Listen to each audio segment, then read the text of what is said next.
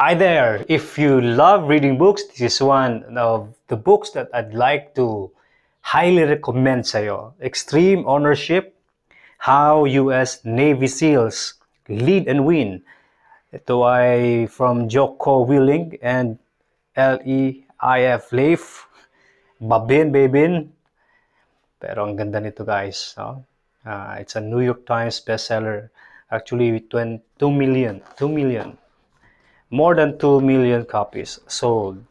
Grabe ang review nito guys.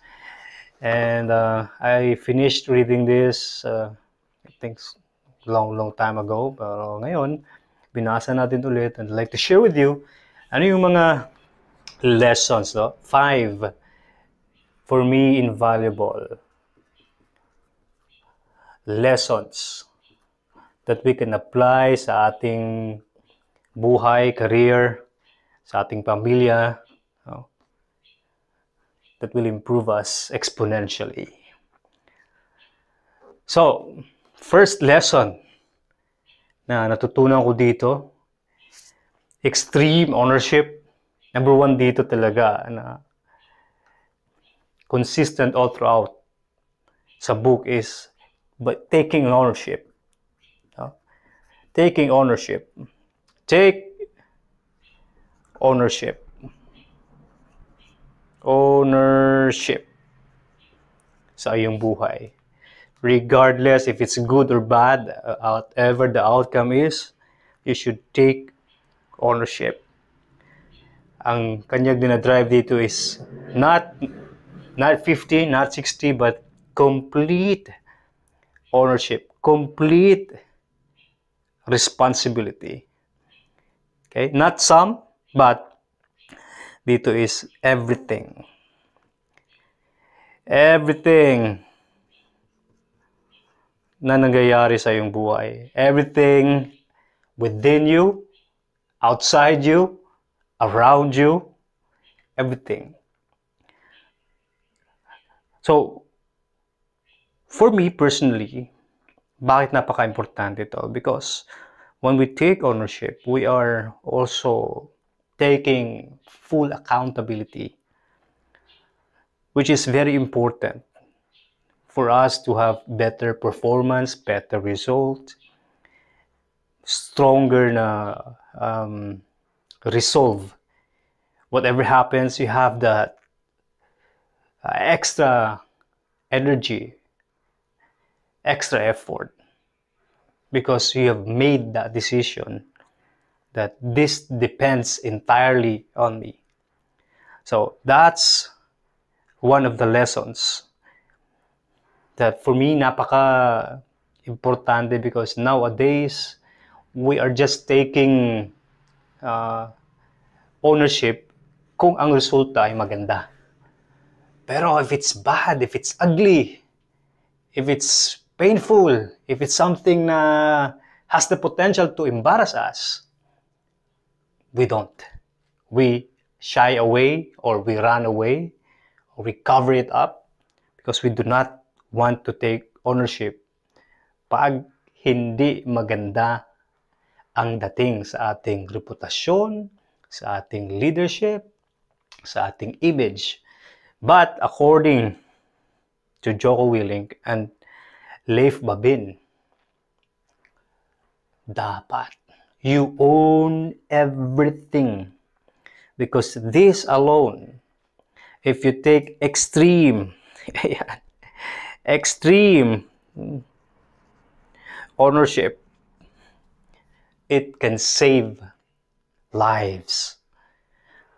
You know, example, kung ikaw ay truck driver, if you don't take complete ownership ng iyong truck, hinahayaan mo na yung mekaniko lang or yung konduktor mo ang pag-take charge ng iyong sasakyan sa maintenance, kasi all you need to do is drive. You don't have this, you'll be surprised. Mamaya, may aberya and could be fatal na hindi mo alam. So you don't want to be surprised. So ang Navy is the last thing that they want sa kanilang encounter, and that is to be surprised. They're known for extreme preparation. That's why meron talaga silang mindset that whatever it takes, we should be in complete control ng sitwasyon. So that's number one. So, ano kaya ang career mo if you have taken extreme ownership 10 years ago? Ano kaya yung marriage mo? Ano kaya yung family mo? Ano kaya yung health mo? Kung hindi mo inasa yan sa iba. Ano kaya yung relationship mo if hindi mo inasa sa husband or wife or partner mo ang growth nito? Okay? So another thing that I can add is you should be intentional when it comes to ownership. Okay? You have to be intentional. Number two that I learned dito na napaka impactful talaga is sabi niya, you know, there's no such thing as bad teams. Right? Only bad leaders. Wow. There's no such thing as bad teams, only bad leader. And when we say team, this constitutes family. Is your family a team? Sa church, mga sakop mo sa church, team ba? Okay? In your business, sa lahat-lahat ng domain ng iyong buhay, na meron kang mga kasama, meron kang mga tao na nag-follow at nagtatrust sa'yo, they consist your team. And according to this book, walang bad teams. It all depends on the kind of leader na meron ka or na nagmamanage or nagli-lead ng isang team. So if your organization is dwindling, they are confused, they are erratic, they are undisciplined, it's always about leadership. Kaya, di ba? Bakit yung championship caliber na coach, they have won past season ng NBA championship. Pero after 4 years, wala na. Ano ginagawa ng management? They fire the coach. So it's all about leadership. So again, going back to the ownership thing, okay? If you have complete ownership ng iyong team, you don't, di ba? Hindi mo inaasa sa iba ang pag-manage and pag-lead nito. There will be no bad teams.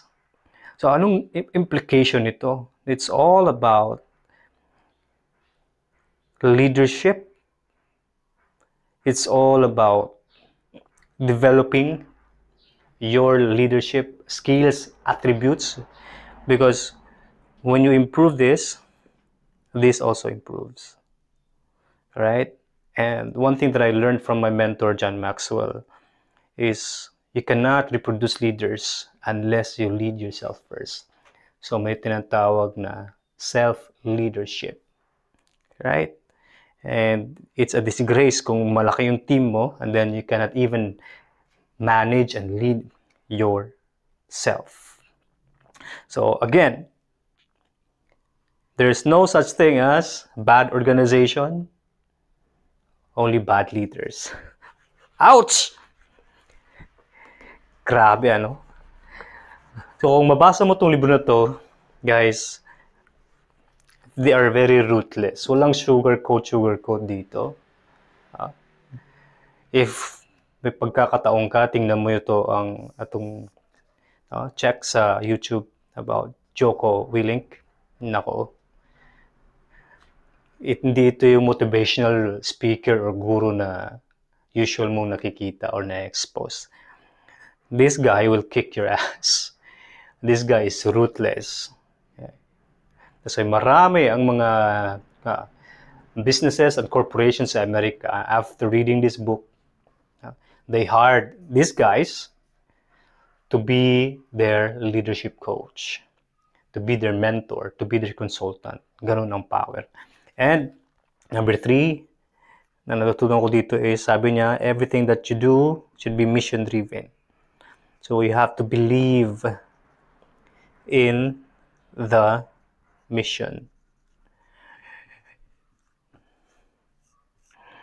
Meaning, something bigger and larger than you.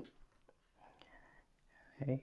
Something more important, more urgent kaysa sa iyong personal interest.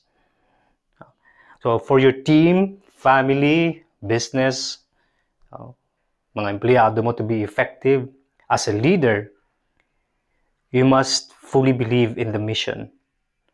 Diba? Ganun sila eh. They're willing to sacrifice everything just to execute their mission. Okay? You should stay committed sa iyong mission. If you're familiar with the Mormon missionaries, they sacrificed 2 years of their lives away from family, away from all the distractions, away from love life, away from other career opportunities, away from their sports and their favorite TV sitcoms, because they have a mission. So for 2 years, gawin na yan nila every day. Every day. So when they come back, they are a different breed. So ganun din yung mga SEALs and mga Marines. When they go sa kanilang mission, they forget everything. When they come back, only if they get the mission done. So, pag ito, mission-driven ka, you have more clarity. You have more motivation. And it's important also na meron ganito because this will remind your team the reason of your existence. This is the North Star. Okay? Without this, you will not survive. Ang mga team members will have different agenda. Ang mga empleyado mo, they will not be aligned. Okay? They may be busy, but they are not aligned sa iyong mission. So, hataw lang ng hataw, but walang accomplishment because this is not truly defined. So, it is important, according kay dito sa libro, that you should work on a common mission. So, another key lesson dito is alignment. It is vital for any success. Lalo na ito. If you're a Marine, if you're a Navy, SEAL, pag hindi ka nag-align sa mission, you're good as dead. And if you're a leader, if you don't rally your guys sa inyong mission, maraming casualties. Okay, that's number 3. Another lesson that I learned dito sa libro na to is something that I should develop. Sabi niya, in order to be successful, you need to learn how to prioritize and then execute. Why I consider this a very, very important lesson? Kasi, if you're a leader and you don't know how to prioritize, marami kang mga resources like your energy, finances, assets na scattered, wasted. They're not optimized because you don't prioritize. Kaya sabi nga, pag nasa heat of the battle ka daw, if they are shooting your guys, what's the first thing that you need to prioritize? Will you duck and cover? Ano bang? So, sabi niya, first, this is very important. you should prioritize to shoot the sniper. Okay? Kasi regardless kung anong gawin mo dyan, pag hindi mo na-address, okay, na-neutralize yung sniper, yung gunner, mamamatay kayo lahat-lahat. So that's the power when you prioritize. First things first. Because this ability to identify ano yung mga critical tasks and to tackle them methodically and strategically, ito yung makakapigil sa napaka-raming mga tasks that you will be overwhelmed. At the end of the day, wala kang nagawang progress. And that's me. Ang dami kong binabasa, dami kong ginagawa, dami kong mga entertain na mga idea. And tomorrow, iba na naman. Tomorrow, bago na namang, see, so you're not progressing. Your team is not progressing because you're always starting from scratch rather than you are stacking. Okay? Kasi nga, na-prioritize mo, this is done, next step, next step, next step. Kesa yung grabe ang productivity, tomorrow, start from scratch. Okay, start from scratch. So, you're not progressing. So, napaka-importante. Effective prioritization. And number 5, that we can all apply sa ating buhay, sa ating career, sa ating profession. Sabi niya, number 5, sabi niya, decentralize. Okay? Talagang military term, ano? Decentralized.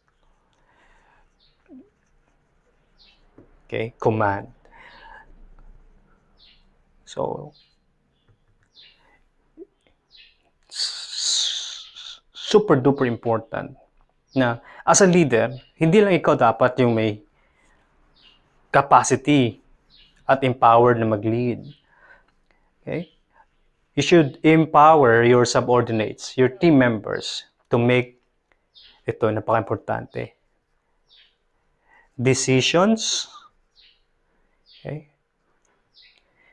And ownership din sa kanilang task, sa kanilang specific task na inassign mo so that they become more flexible, more agile, more responsive, more accountable. Okay?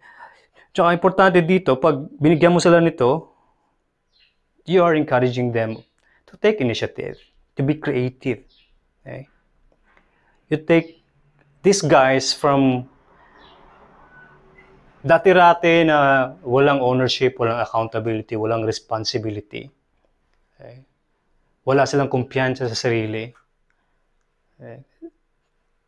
From or to somebody or to people na nag-execute, nagpapakita lagi ng responsibility na may command sila. Okay? So, from all levels of your organization, pwede sila maging leader. Hindi sabi ni Jocko Willing na ikaw lang na manager, ikaw lang yung pinakamataas, ikaw lang yung leader. No. Your utility, you can empower them. They are leaders in their own right. Yung nasa front desk, they are leaders in their own right. Yung secretary, ganun din. All of you in your respective na mga responsibilities, functions, you can showcase leadership and accountability and ownership. Because everything will fall apart kung isa lang yung leader. Kung yung leader lang ang talagang magtatrabaho lahat-lahat. Okay?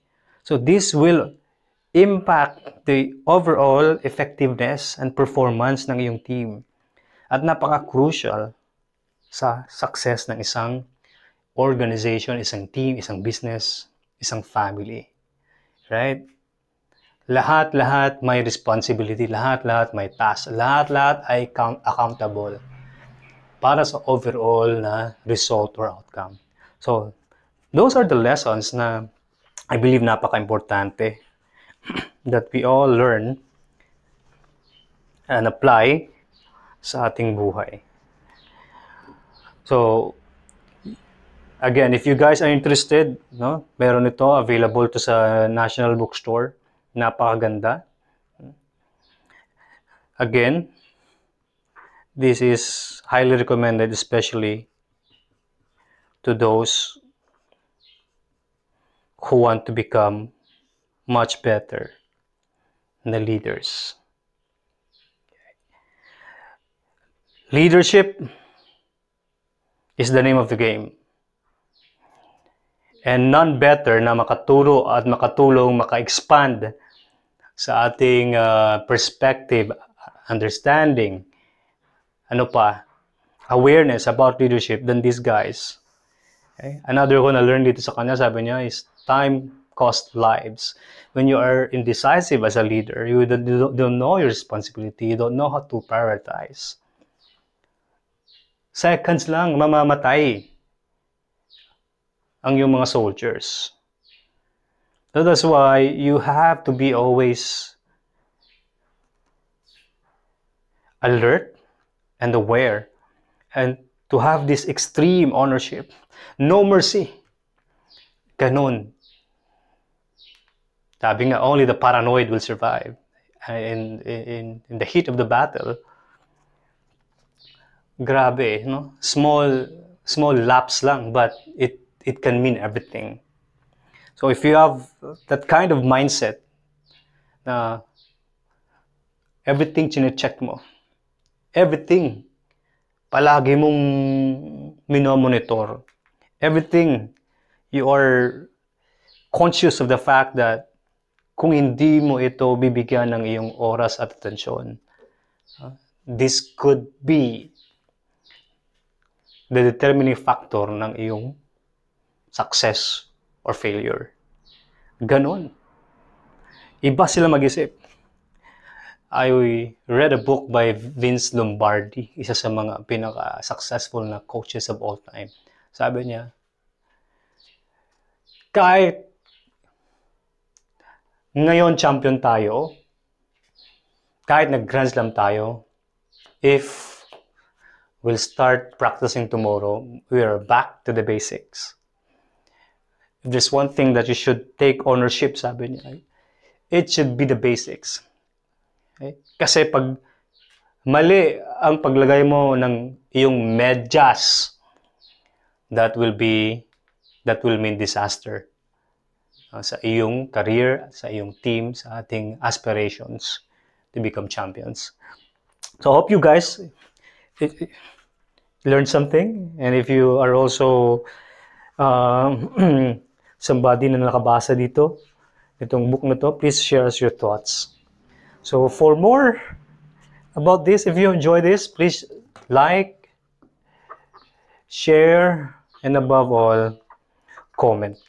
And I am somebody na very passionate or interested about leadership, because as a certified coach, speaker, trainer, of John Maxwell, still, I know it's not enough. That's it. I should stop learning. No. The more I study about leadership, the more ko na-realize na, wow, ganito pala yung immense value ng leadership, and the more ko na-realize din na ang dami ko palang dapat pa matutunan. The reason I'm doing this because I know kung gaano siya ka-importante, and you cannot be somebody na, nabasa ko na yan. Na-train na ako niyan. No, it should be always the front and center ng iyong utak, every day of your existence, that you should lead, that you should take charge, that you should have that ownership. So once again, see you next time. Thank you very much for watching.